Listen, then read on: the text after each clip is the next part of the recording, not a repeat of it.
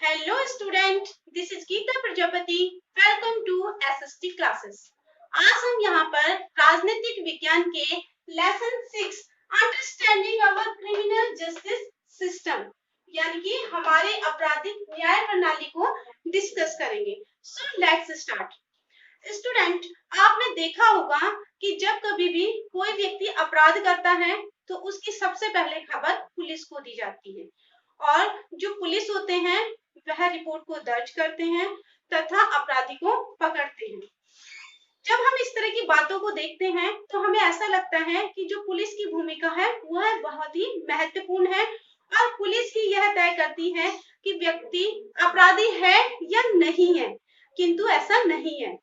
इसके व्यक्ति अपराधी है या नहीं, इसको अदालत के द्वारा तय किया जाता है।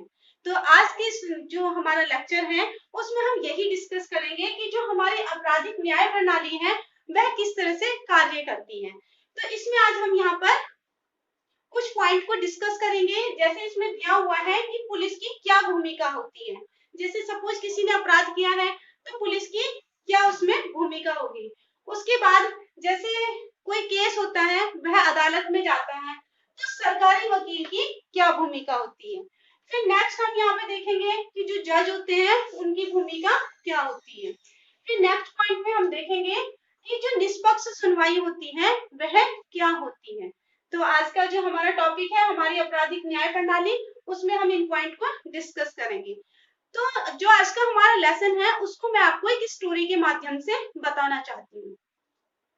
जैसा कि मुंबई में एक परिवार रहता था, मिसेस सिंधे और मिस्टर सिंधे।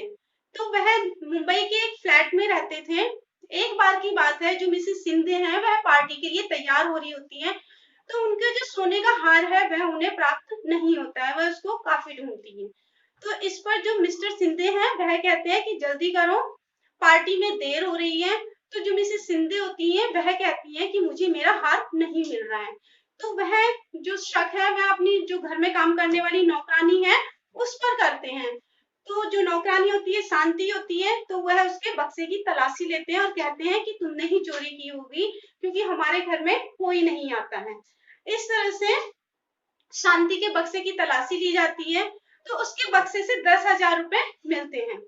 अब जो मिस्टर सिंधे हैं उन्हें शक हो जाता है कि जो शांति है उसने सोने का हार या जो चैन है उसे बेच दिया होगा और उसी के ये 10,000 रुपए शांति के पास आए हैं। इस तरह से जो मिस्टर सिंधे हैं वो पुलिस थाने में जाते हैं, वहां पर जाकर रिपोर्ट दर्ज करा के आते हैं। फिर वहां से पुलिस आती है रिपोर्ट दर्ज करने के बाद और वह शांति के जो 10,000 रुपए थे उनको सील कर लेती है और उसे जेल में डाल देती है। फिर जब शांति के भाई को यह पता चलता है कि शांति को गिरफ्तार कर लिया गया है तो वह जाता है पुलिस स्टेशन में और कहता है कि मेरी बहन निर्दोष है, यह हम दोनों की जो हमने कमाई की है उसमें से हमने बचत की है।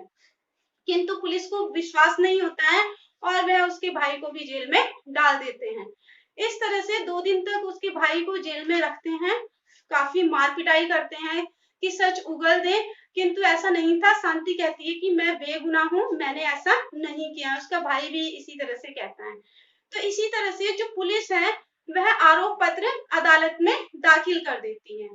अब जब बात अदालत तक पहुंच जाती है तो जो शांति है, तो शांति को भी एक जो आरोप पत्र दाखिल किया गया है उसकी एक नकल दी जाती है कि ये शांति के लिए है, वह भी इसे पढ़ लेगी।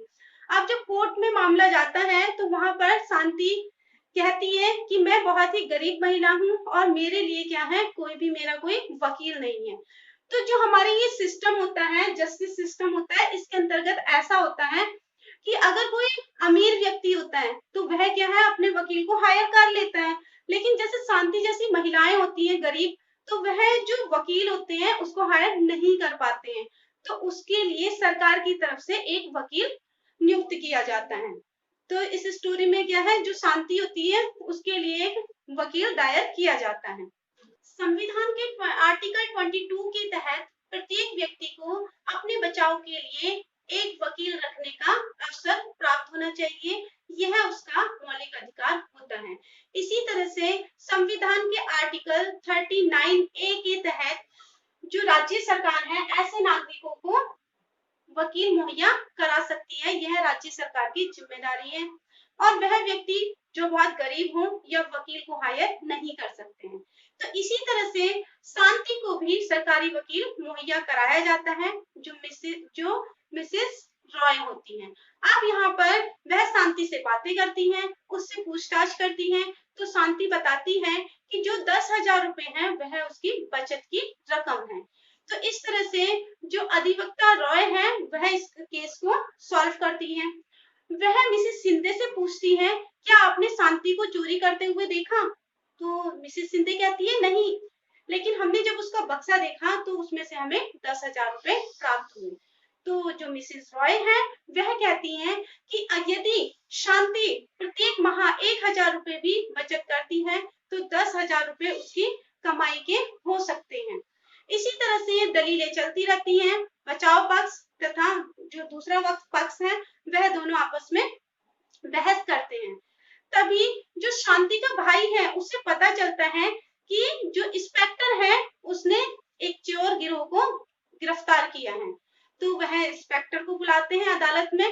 तो जो इंस्पेक्टर होता है वह बताता है कि उसने आज ही एक चोर गिरोह को पकड़ा है जो मिसेस शिंदे की कॉलोनी के लोगों के गहने को चुरा रखा है।